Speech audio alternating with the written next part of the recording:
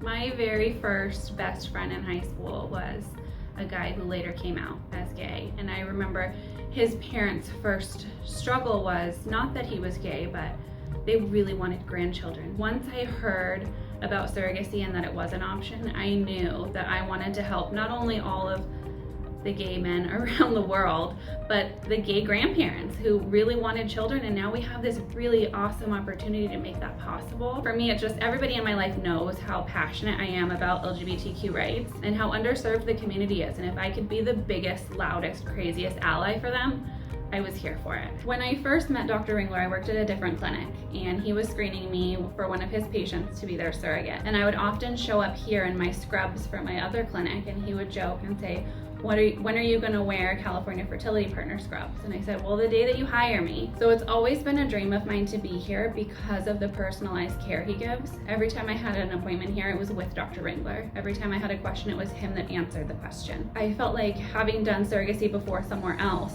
every patient should have a Dr. Ringler in their corner. And now I think having trusted him as a physician and having worked with him at Men Having Babies, it really solidified our bond that we have and the respect we have for each other.